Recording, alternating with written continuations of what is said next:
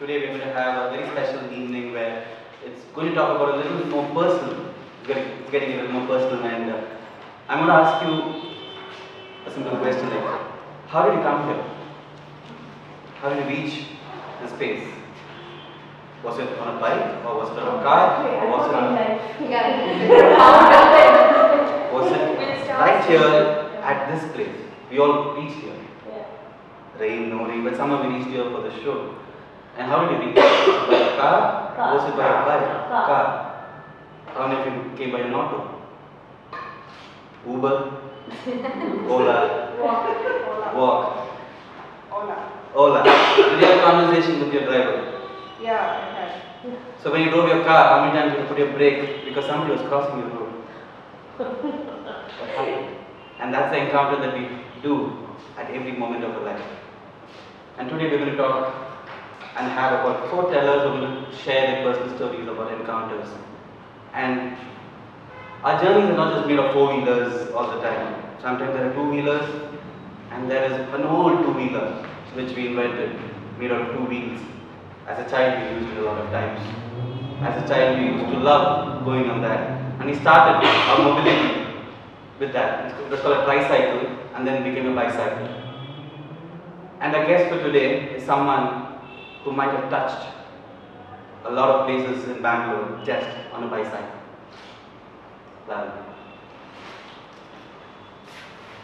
Like what he said, the tires of her cycle would have touched the roads of Bangalore more than our cars or bikes or Ola or whatever. An art and a music buff, a sitar player, history, culture and people buff, also known as the one who brings the zing in all our experiences. A traveler at heart, Tejaswini's interests in history, people and culture fills her travel itinerary. Her other interests are curating people, stories and cultures. A writer and an art curator with art symmetry and Unventure, her startup. She plans all the going-ons behind the trails and experiences to make sure you come back with unforgettable moments. We call our first teller for the evening, Tejaswini. And before that, we're going to invite Rashmi to handle a small story.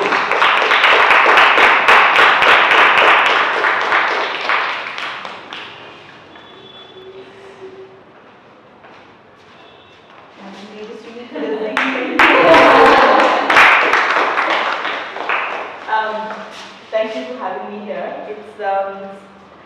I'm not new to Attagalada. I'm not new to Lakshmi. I'm not new to Vikram. I've come here as an audience. I've come here as someone hosting something, and I've come here just out of the sheer love of the space. And today I'm here to share some of my, well, one of my, well, the only personal story I have, which is the reason why behind doing what I do. I am a mother. I have an 8-year-old daughter, and pretty much everything I do right now is really centered around her. When you say she's a people curator, she's a cyclist, she's doing that, she's a car player, all of this has been instigated by her, and she really is my personal story. And when the whole idea of starting Unventured with bringing in stories of people, places, and on the bicycle was all what my partner Gurudeep and I started as a journey together. So to just give you a little insight into what we do is we curate itineraries and trails, and we do this on a bicycle. We travel on a bicycle. We travel inside the city on a bicycle, exploring various interesting spaces. We travel over the weekends on a bicycle, again exploring farther on. And we travel for long hauls, be it Manali, Leh, Bhutan, Sri Lanka. Anywhere that we go is again on a bicycle, because that's how we make our connections. So, well, my story really began with all of this. I worked with an agency doing what everybody would do when I was a copywriter. Got to work at 8, got back at at 8. And well, that was again 8 a.m. to 8 a.m. jobs. You work 24 hours in an agency. There is no way that you do not work in an agency. And I conceived with a beautiful little girl. And when I had her, I took a back seat. I said, I'm going to be a mother now. I'm going to be a full-time mother. There is nothing else that I want to do except be her mother. And when I started with that, every day was a new experience with her. She really opened my eyes to everything that she saw differently. Through her childlike eyes, I saw the world like a child. And as she grew older and older, every day her demands, she started instigating me to do things. In simple ways, she said, tell me a story. And my kitty was empty. All that I had in my kitty was how to sell a fair screen. And how to sell 24-karat gold jewelry. How to sell bandhani dupattas. How to sell shoes. Those were all the only stories in my kitty, and clearly a 3-year-old child does not give big word about selling anything. She does not care. She wanted more stories about people, places, experiences. Why are we here? Who are these people? Who did you meet? And she asked me one day, when I groggily attempted going back to work and I came back, and she said, who did you meet today? My manager, the brand manager, the client servicing guy, and the graphic designer. And she said, so what did they do? Really? Oh, with her childlike brightness, she asked, what do they do? My interaction with them had been so clinical. They are fantastic people. Brand managers are great people. But in an office space, you connect with them at the level of selling something. How can this client's shares, how can this client's turn go up? How much can we sell? Who's the target audience? We stop looking at people as people. We start looking at them as consumers. How do I explain the word consumer? How do I tell her that you are a consumer? You wearing these diapers are a consumer. You wearing, baby oil clothes are a consumer. Me wearing this, I am a consumer. She did not understand the word consumer, and that was for her a dirty word. I did not want to connect with her at that level. So I had to intricately change something in my very being. I had to go out and connect with the world differently so that I come back to her with interesting, meaningful stories. I called it a day with my job. I said, this is it, I'm done. There's no more. I'm not going to connect with people at the level of consumerism on material things. If I'm going to connect with someone, it's going to be through their story. So when Unventured happened, the cycle was the most fantastic means of transportation for me. When you go out on a 4-wheeler, you're zipping past, you're napping through it all. You're not actively exploring anything. When you're on a 2-wheeler, you're still zipping past it. There's someone who's driving, who's concentrating on how can I not get run over. And then there is someone who's sitting at the back thinking, oh, look at that tree that really went fast. I must go visit that shop. Oh, this blur of a person I saw. The cycle is different. The cycle is the most beautiful form of mechanism that as human beings that we have created. Our lower bodies are made for cycling. That is the only way that we can move. If we're not walking, running, we have to be cycling because it gives you that momentum to go faster, and you control that speed. If you want to stop, you stop. If you don't want to stop and you want to go a little faster, you pedal a little faster, you pedal a little slower. You interact, you take the road less traveled. Through this, we started curating these experiences, these itineraries, the people that we meet. So travel stopped becoming tourism for us. Travel became travel. Travel became going, and it was not cycling to a fancy hotel. It became cycling to a village, staying in a farm stay, connecting with the region through stories of the people who lived on that farm. travel became connecting with the locals. When stopping it, whenever you see an interesting person, stop there. We were traveling through Sikkim recently, and I saw women with very interesting jewelry. They had the bulakis, the note charts, and various other forms of jewelry that was on them all the while. And when you're on a cycle, you see these things, and you stop and you question. You ask them, what is this that you're wearing? What are you doing? Who are you? And people really want you to ask them that question because they are willing to share. When they started sharing, I went home with an interesting story. Who did you meet? I met a Lecha woman today. Who did you meet? I met this man from this Bhutia clan. Who did you meet? I met somebody who is a shaman in Sikkim. Who did you meet? I met someone who's been chasing the northern lights for the past 15 years. That's what he does. He's been chasing lights. These were my stories for her. And she started she and I, we started connecting with the world in such a different level. We stopped looking at each other as consumers. I stopped looking at people as consumers.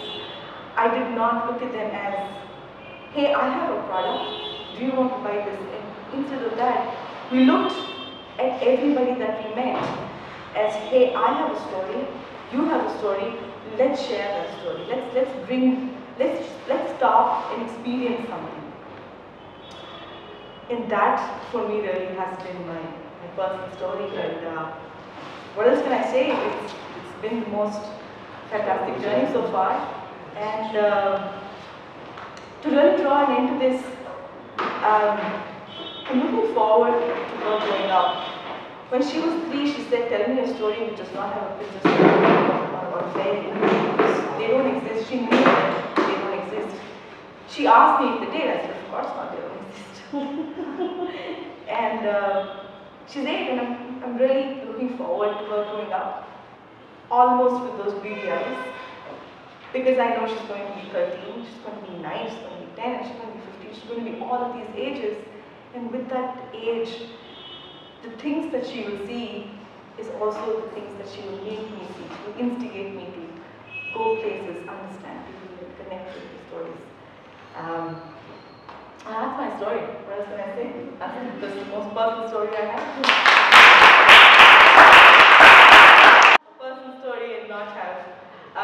So if you do have a question for me, I'm not.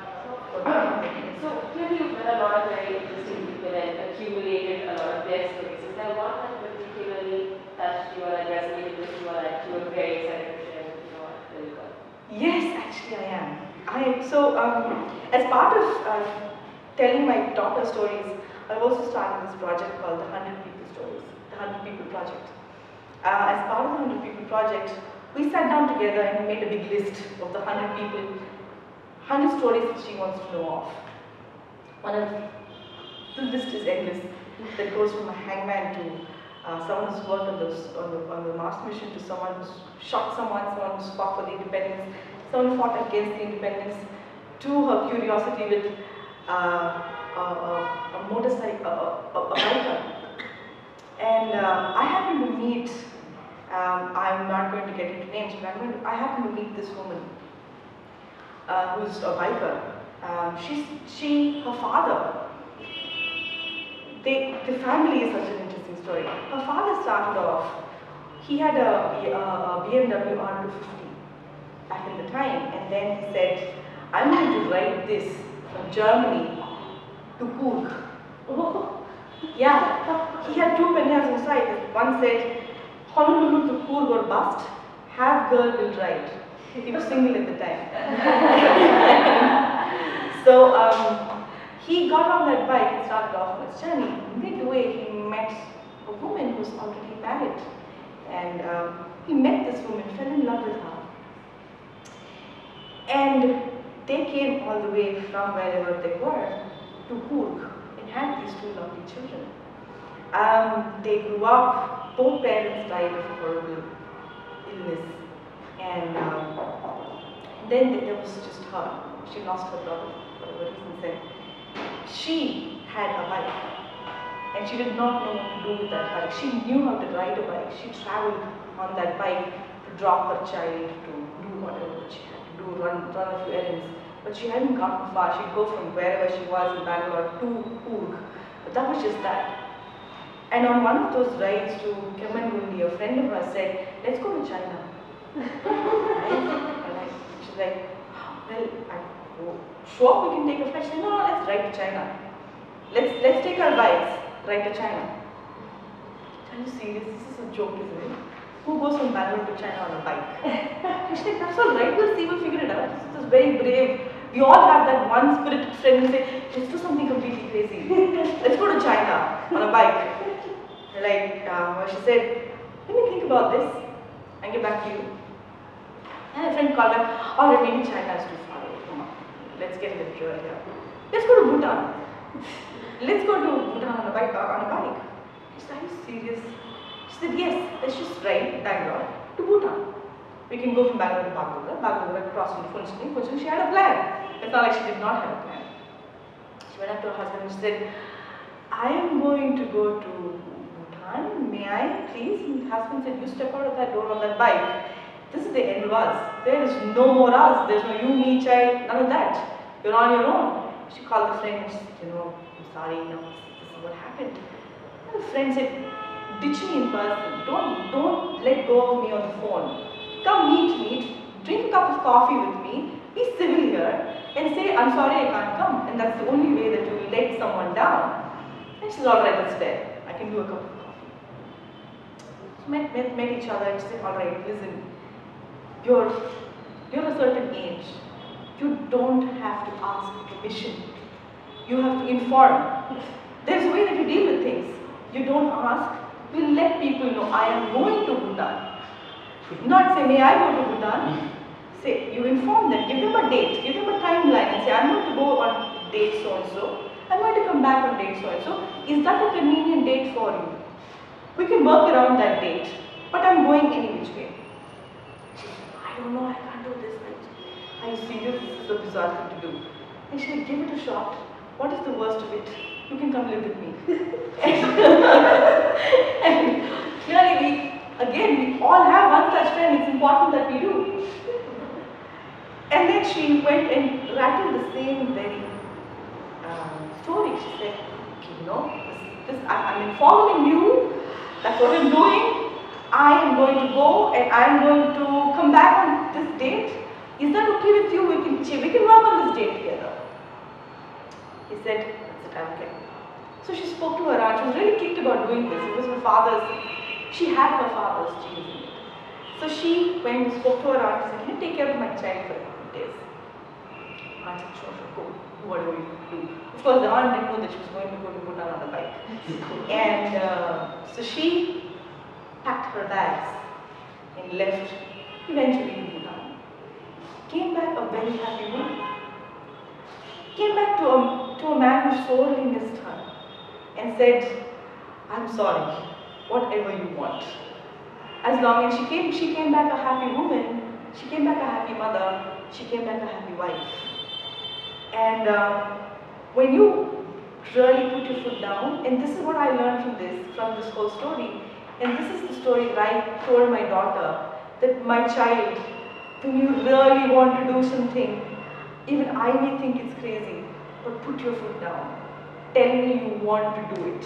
I may tell you this is it, you and I are over, but defy me. Have the courage to say, I don't give a beat, Mom. I am going. I'm going to go on a tricycle to wherever. I'm going to go fly. Tell me that you're going to do. And I, in all my hope and wit, will hope that I have this.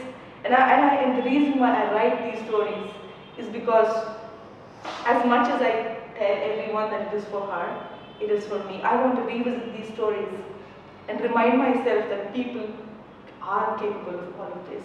And when she comes back to me and says, Mom, I'm going to fly, with my flapping palms, I don't want to say, that's ridiculous, are you mad? I want to just say, go. As much as I would also say, it's ridiculous, are you mad? I want her to defy me. And this is the most interesting story. One of the most interesting stories for me. There's plenty that I have. But one of them.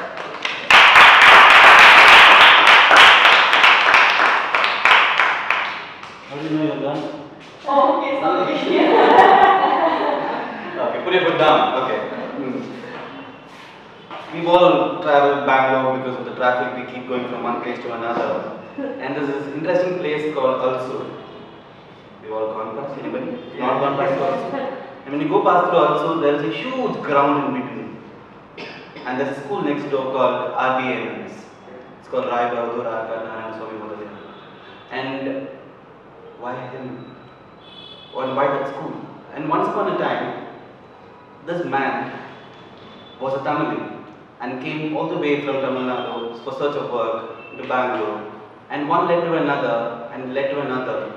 And there was this person that all of us know. And every time you open your purse, you see this person. Who's that? And he came all the way to Bangalore.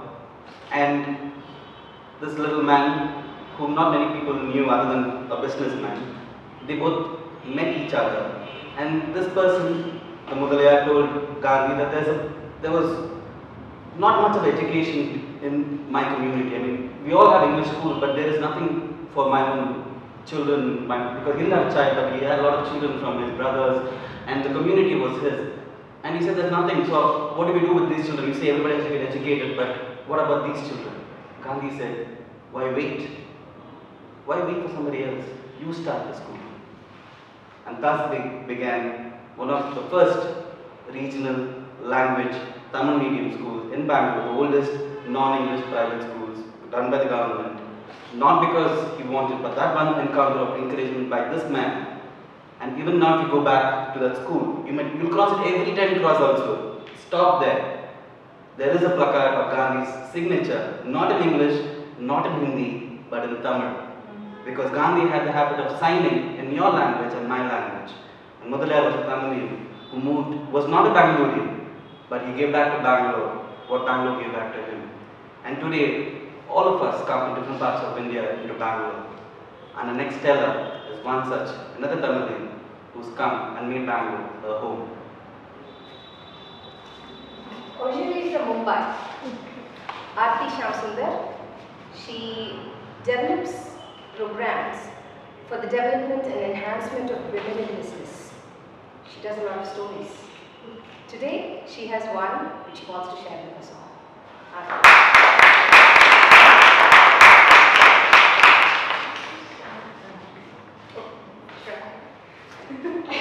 Be comfortable. Back.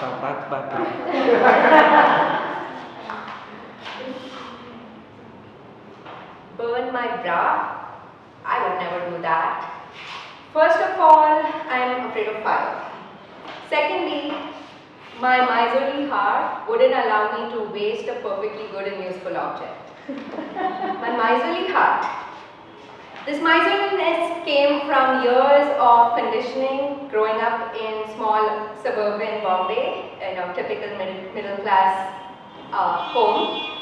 And in fact, it was so typical that you might as well go ahead and call it boring. So in my boring childhood then, there's one event that stands out for being exciting, even glamorous, and I'm going to share that with you today. So in this neighborhood, I went to a school that was literally next door. Again, a typical convent-run Catholic girls' school, St. Anthony's Girls' High School, Chennai. So in that school, I mean, it was your stereotypical Catholic school, complete with girls in short dresses or short uniforms and strict nuns with even shorter tempers. But not all of them were bad. I had a particular favorite and she loved me because I loved her subject, which was English. And so Sister David and I got along like wildfire.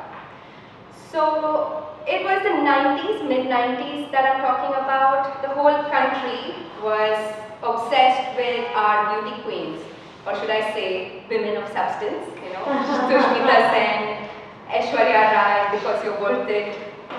And so our school also got swept up in that Miss Congeniality fever, and we decided to have these beauty contests in each of our classrooms. So I was in the 10th class then, and wouldn't you know it, after 3 rounds, the catwalk round, there was an elimination round, like your reality TV style elimination, and there was a question and answer round. So after these 3 incredible rounds, I was crowned Miss 10th B. So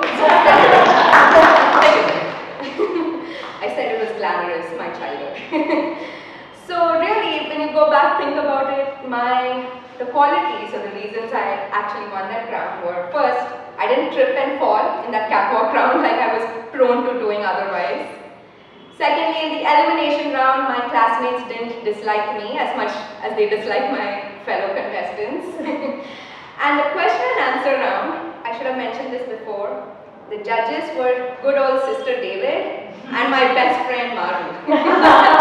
So before you say favoritism, I really self-talked myself into believing that I was worth it. Anyway, so the question in that final sort of deciding round was something like, where do you see yourself 10 years from now? What is in your future 10 years from now? And my answer, equally cliched, was something like, I see myself as a good daughter to my parents, a good wife to my husband, and a good mother to my child. So, as they say in America, I really drank the Kool-Aid, right? I completely bought into these gender role expectations of what an ideal life for a woman in India would be. And now I realize that I didn't at that time. So you might be wondering, some of you don't know me, what happened? Did I achieve all those dreams 10 years from then? So 10 years from then was approximately 10 years ago, and I found myself living in the United States, almost done with my PhD, and working as an organizational psychologist there. And that was around the time also when a lot of companies in my field were setting up shop in India. So one consulting firm specially sort of piqued my interest because they specialized in leadership development, executive coaching, things that I was starting to get interested in. So this is my sort of second encounter that's shaping my thinking for the story. So my friend introduced me to the managing director for India for that consulting firm, and on my next India trip, I ended up meeting with him. And this MD was everything I was told he would be. He was warm, really funny, very interesting, and most of all, interested in talking to me. So we had a lovely conversation, and I got around to then asking him about job opportunities because I thought this would be a great way for me to come back to India and do something that I was starting to get really interested in, which is coaching. So this gentleman, after that lovely chat, looked at me and said, Aarti, I can see you have such great passion, and I really respect your educational background and your PhD and everything. But you don't have something that I'm looking for in my coaches. Actually, you lack 2 things that I'm looking for in my coaches. I said, okay. 1, gray hair and a beard. Okay. Doesn't know about my beauty parlor visits, clearly. But jokes aside, I thought that was a pretty bitter pill to swallow, to be told that I was probably not going to be taken seriously just because I was not an older man. But thankfully, my thoughts or stereotypes about leaders, about coaches, about women were not decided by that man, who ironically, now that I think about it, that male, older, bearded executive sort of disproved his own advice by just giving me advice that was unfair, discriminatory, and just wrong. Because since then, I've worked in this field, I've met people who have defied those stereotypes, who helped me defy those stereotypes, and I've known that you don't have to be an older gentleman to necessarily be a good coach or a people developer. In fact, when I did come back to India, it was to work for another male executive doing leadership development work, and together we built a program that revolutionized the way that company looked at these things. So thanks to people like him and others that I have met through my work, I realized that that MD was just wrong. And in my professional career and in my life, I've often been told contradictory things. I've been told that I was too young for something, too old for something else, too Indian, too American, too bossy, too humble, everything. And you know what? All of those judgments were probably right, are probably right. Because I, like every one of you, I'm a complicated person. And I have multiple facets which come out at different interactions in different contexts and different encounters in our lives.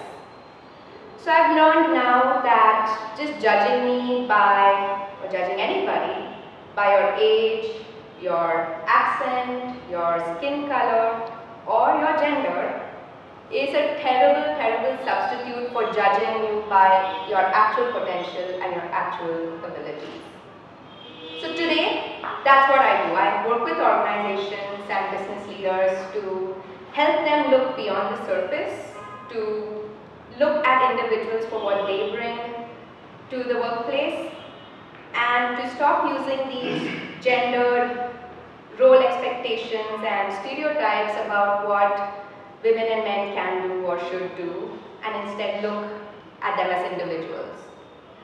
So using data, using evidence, and not just stereotypes for making judgments around people. And it's not just at the workplace that I do this. Some of you who know me know that I pick up fights about this with every Tom, Dick, and Harry. And those names were chosen. That doesn't mean I'm a man hater. I love men, trust me. I'm not the kind of feminist that runs around protesting in morchas. I definitely do not burn my bras, as we established.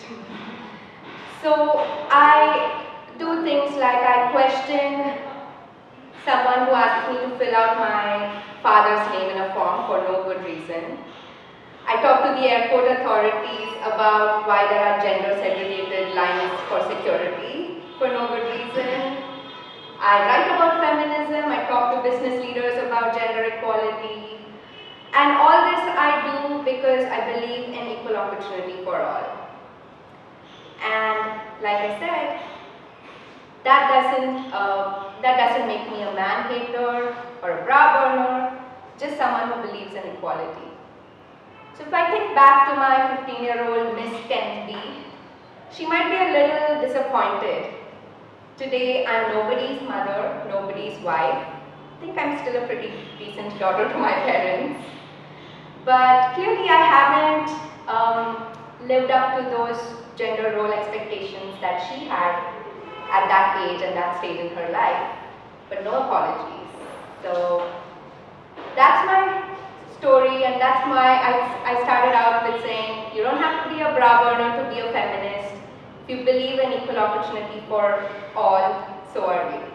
You can burn your bras or burn your bias, that choice is yours. Thank you.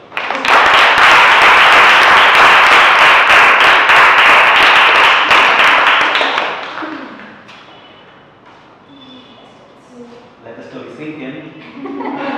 And with gender, I'm going to pose a question to you, asking, what's your favorite bird? And anybody can answer. Your favorite bird? Bird, B-I-R-D. Oh. Anybody can go. Bat. Huh? Bat. Bat is Parrot. Okay. What else? Pigeon. Pigeon. Peacocks. Anything else? Peacock. The crow. The crow. Look at peacock. The word is very interesting. Peacock is not the name of the bird. It's the name of the bird. We don't have stories about peahens, do we? We have stories about peacocks. We have stories about lions. We have stories about tigers. Stories we heard make the world today. And with that, I'm going to tell you a story about a small girl who grew up in middle class India and aspired, like every South Indian, to become an engineer, and a master, MS and management graduate. She studied in an engineering college and she wanted to go abroad to do her masters. In the last year of engineering, all of us have campus placement. Very, very happy.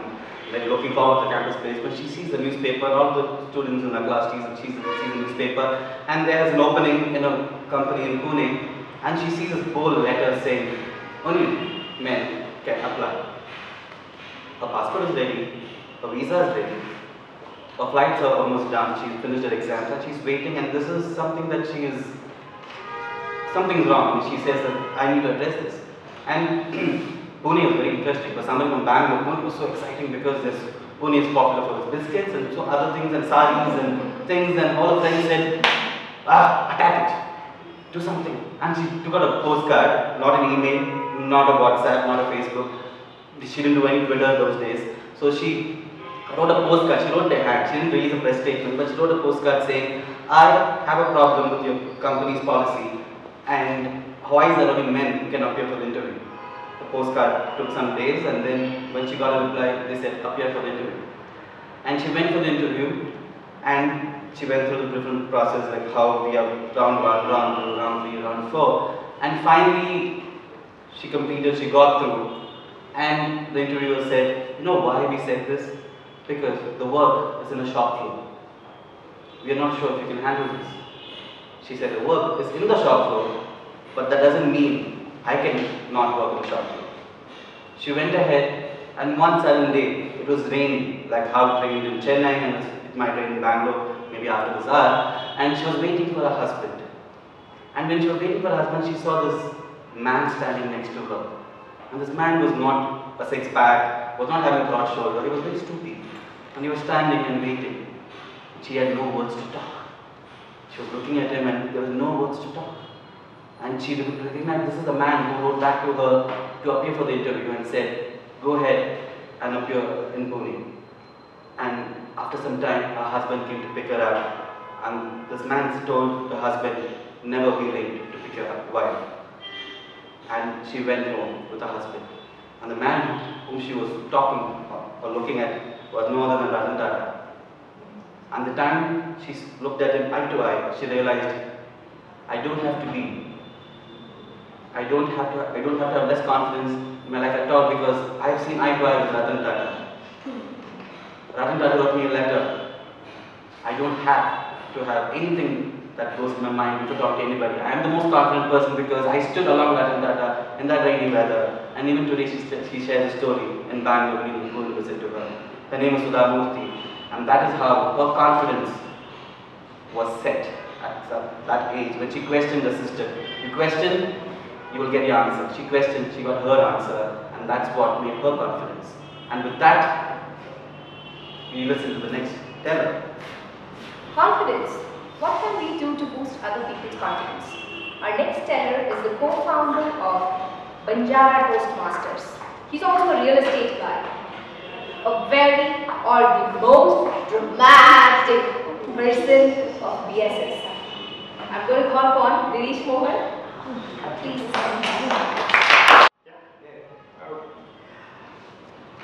The one constant thing in the life of every Indian boy is his monthly visit to the barber shop. As a little child, it was the most agonizing task that I was put through each Sunday.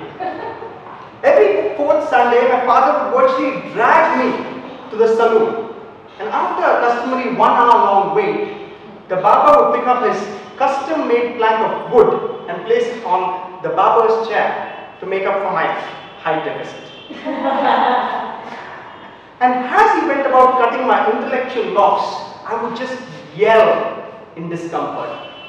The worst part of this 15-minute exercise was the last bit, when he pulled out a razor, which looked more like a thief's knife, to clear out the hair beneath your ear and nape. Trust me, it's the worst possible thing that you could ever go through. A sense of irritatingly ticklish feeling that makes you laugh and yell at the same time. At the end of this 15-minute exercise, you are left with few strands of hair that meets the school's criteria of a short haircut. As you grow older, Things slightly change. The wooden plank makes way for the barber's original chair. Your father slowly resigns from his duty of taking you to the barber shop. Now you go on your own and put yourself to this entire exercise without yelling. Not because it doesn't tickle, but because you're grown up. About a decade ago, on a Sunday afternoon, I was again headed to the salon.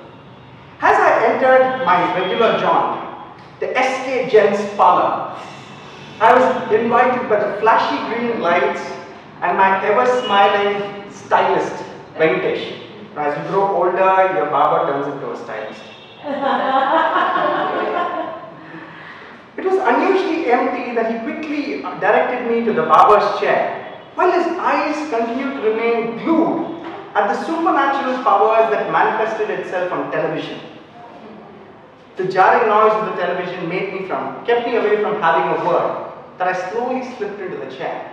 As I slipped into the chair, I saw the reflection of a villain who apparently called himself a television host, yelling atop his voice. It was the local version of Believe It or Not, where supernatural powers were curing diseases of people. Apparently, incurable diseases were being miraculously cured by the supernatural power that came in the dreams and operated upon people. Read that conducted surgery in their dreams. I seriously wanted to change the channel, but his fascination for this program kept me silent. He looked up to me and said, "Sir, super, no sir?" Yeah, super. It was my need of the hour to keep this guy happy. As I sat there and as he went about designing my hair, I heard a characteristic knock on the glass door.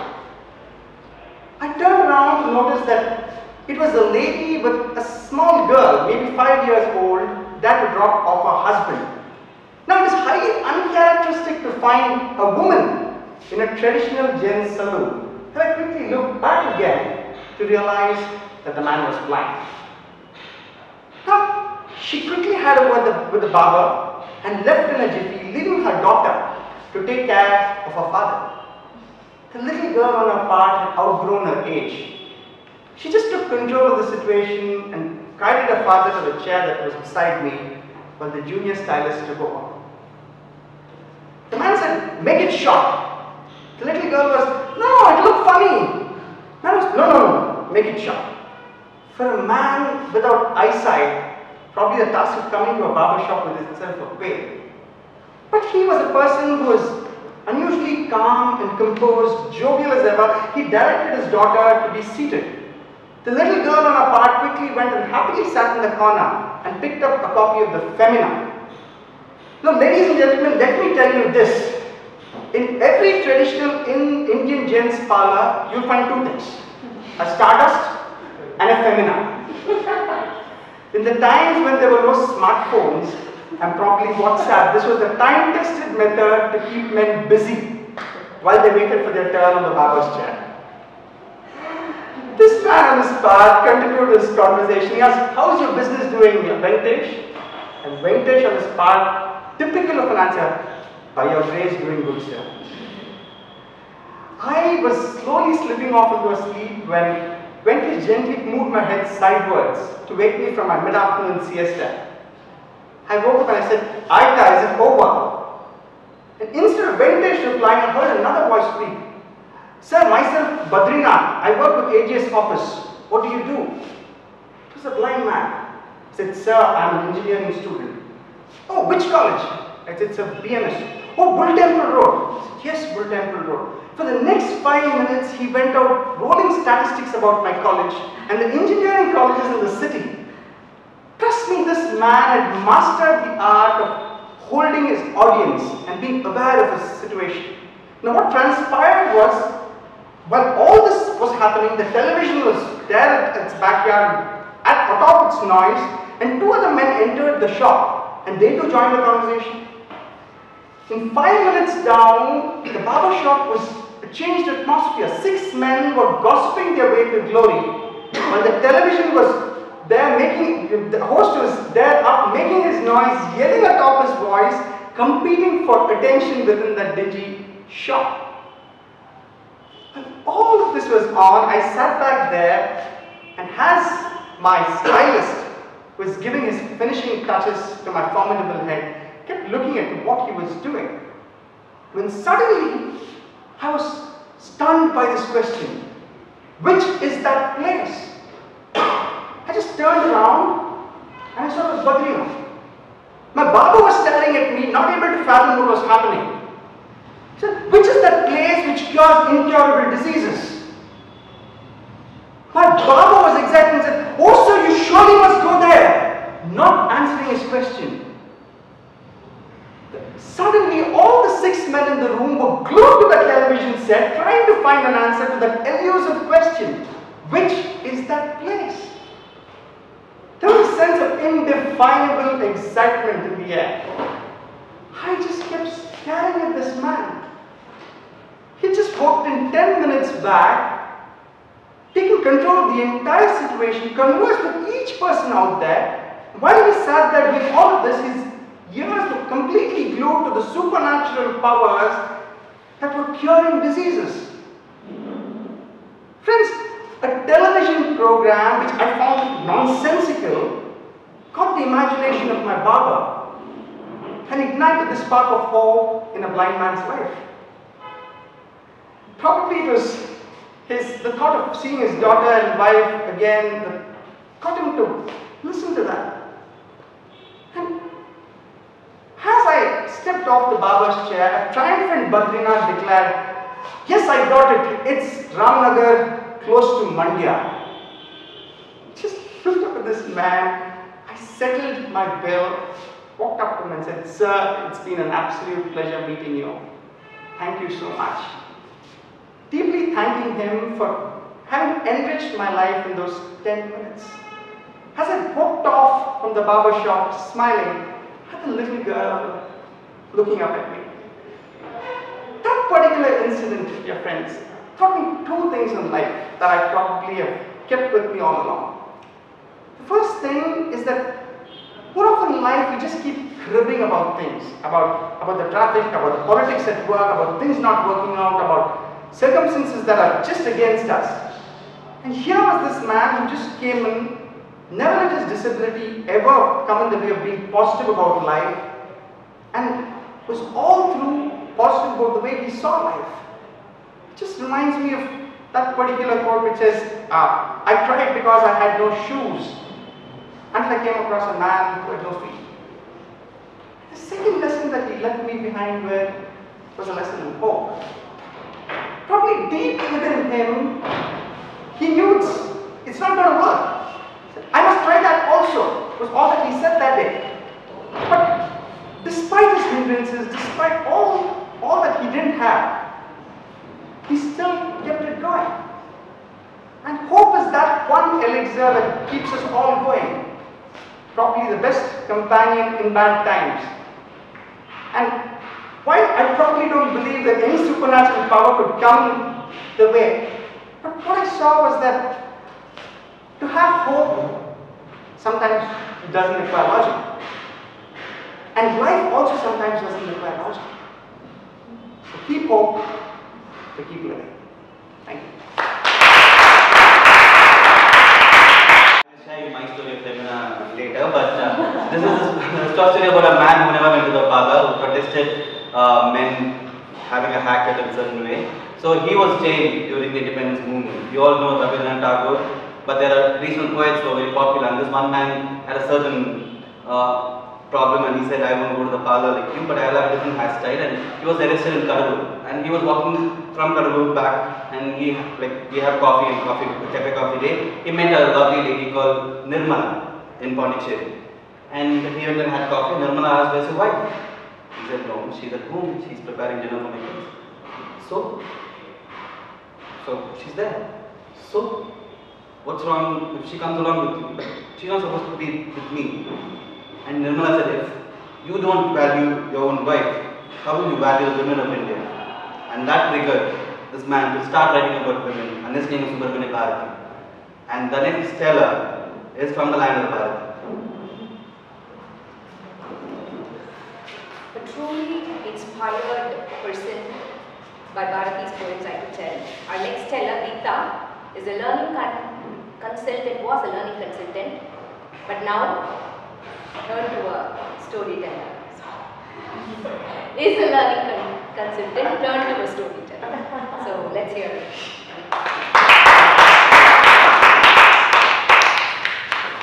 Wow, okay, so the funny thing about being the last teller is that in weirdest of ways, you know that your story is going to connect all the dots.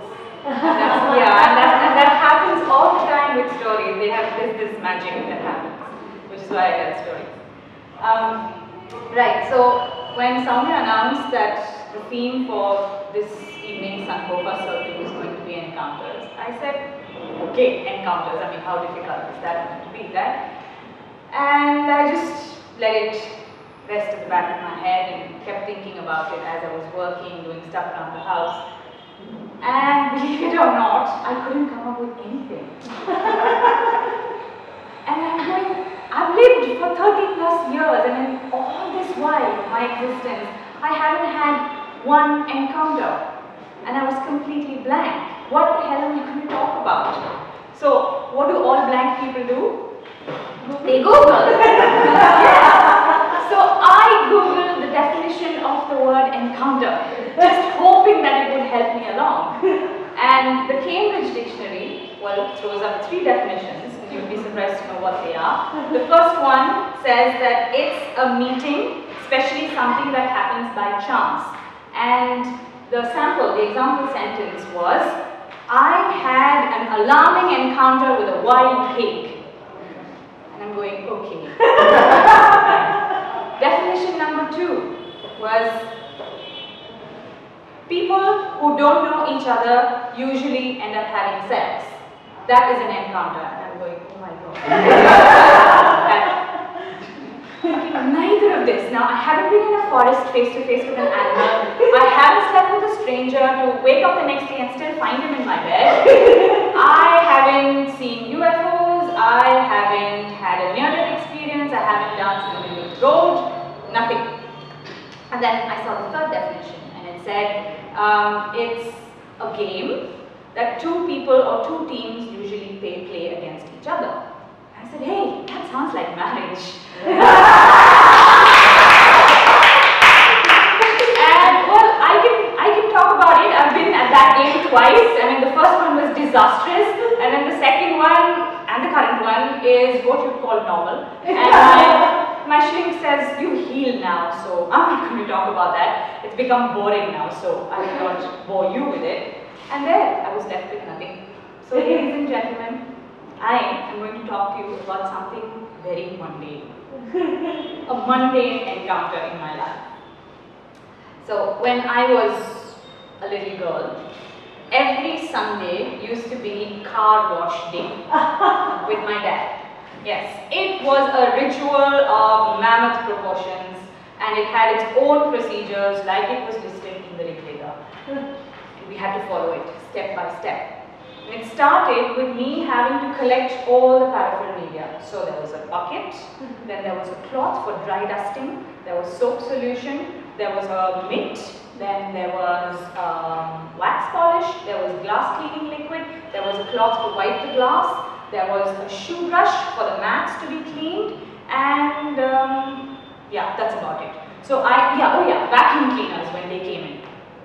So I had to collect all of this and trot down the stairs while the boss would be ready. Yeah, and he would just, dust off all the loose dust that had accumulated with a cloth.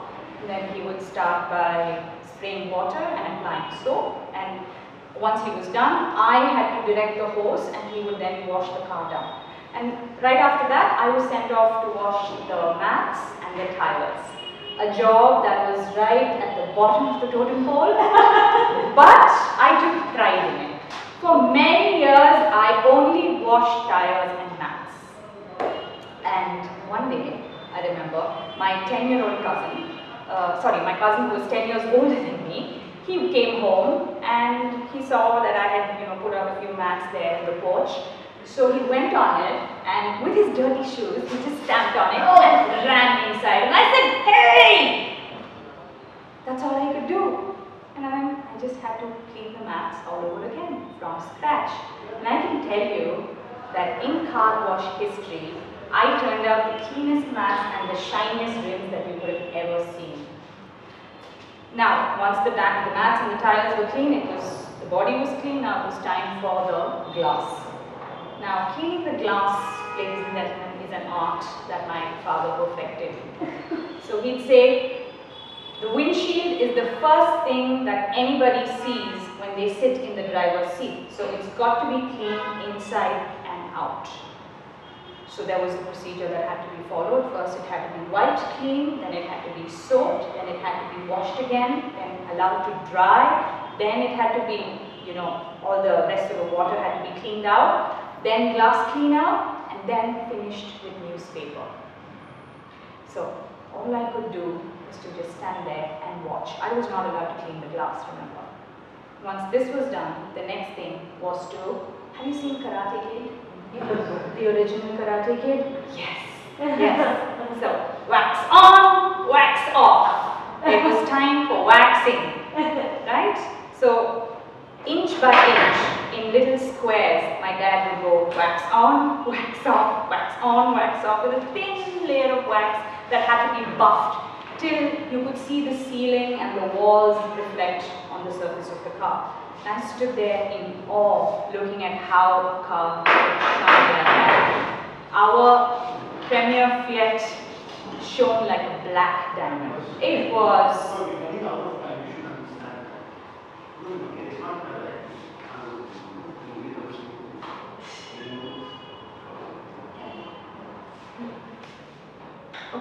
Yeah, so it was really, I think the car was the pride of the family. And when it went out, people noticed. Yeah. Now, my dream, my ambition as an 8-year-old was to become someone who could wax a car like that. I was about 15 till my dad trusted me to wash the car on my own, and I was given that responsibility, which I executed perfectly, might I add. And I was the only girl in the neighborhood, dressed in t-shirt and Bermudas, washing my dad's car. And my friends found that really strange. They'd say, why don't you just finish, forget studying, open your own car wash. I mean, look at you. We're going out and you're washing your dad's car. And then I was told also that there were these aunties who said, my God, how can a girl be washing cars and she's wearing shorts and a t-shirt? Like, she shouldn't be seen around doing stuff like this. And that wearing the clothes she's wearing, it's not like I can wash a car indoors, right? So anyway, my mother was furious with my dad for letting me do this. This was way back in the 90s in Madras. It was still very, very conservative, mind you. But my dad didn't care. For him, all that mattered was a car that had to look spick and span. And then I grew up. I moved out of home. I moved cities. I started working. I moved to this city. And a few years down the line, eventually, I had my own car. A nice, bright red, sporty Maruti Suzuki Swift, which I washed on my own, of course. But not for long, because I became lazy. And then I'd say, I'll just dry dust it now, today, tomorrow, I'll wash it again. And then I just keep driving. And I was also traveling a lot on work, so I was not driving as much. Therefore, the car was getting neglected. And a week would pass, a fortnight, a month, several months would go without my washing my car. And then marriage happened. And then a child came along. And before you know it, you're washing baby bottoms more than you're washing your car. Yes. So one day there was a knock on the door. When I opened it, there was this man standing there. He was wearing a t-shirt and pants that were rolled up with a wet towel on his shoulder. His hands were all soaked, water-soaked and wrinkled. And he said, "Madam, car wash deka?" And I said, first I said, no, I'll do it on my own.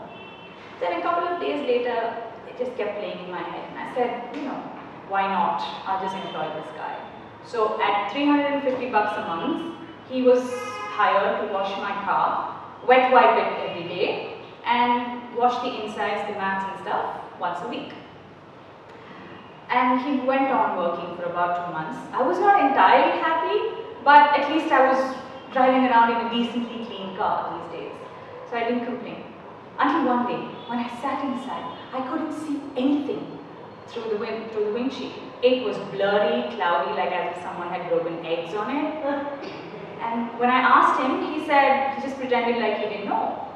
And then a few days later, the same thing happened. And this time, I could also see dust streaks on the car. You know, when somebody doesn't dry dust it and just puts water on top of a dirty car, that's what happens.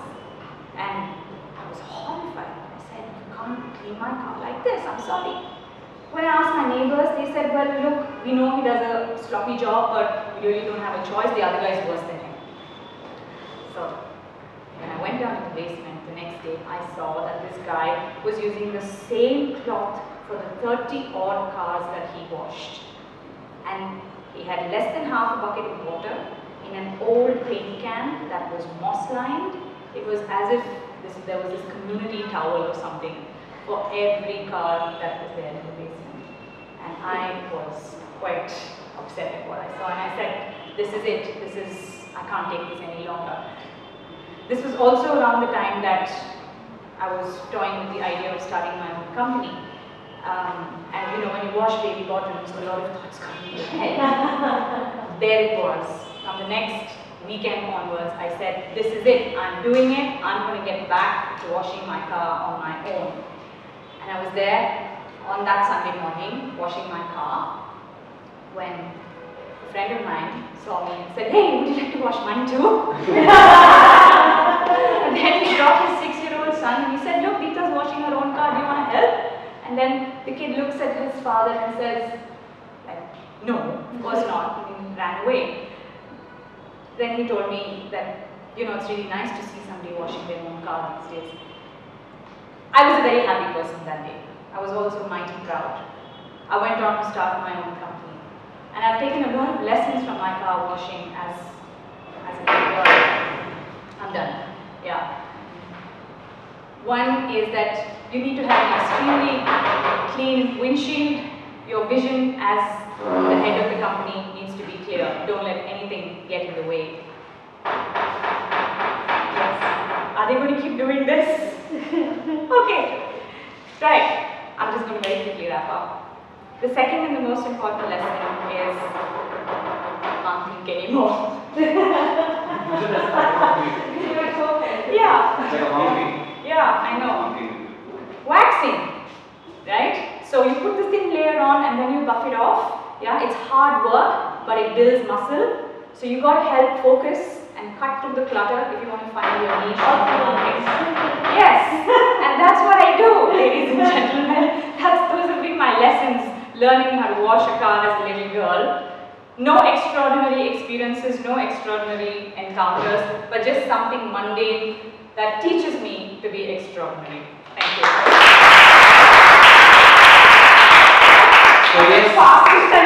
So yes, in between noise, encounters do happen. You make the best out of all the things that happen around us. My name is Vikram and that's Lavanya. hope you had a good evening, and after all stories can continue outside while there are more stories inside.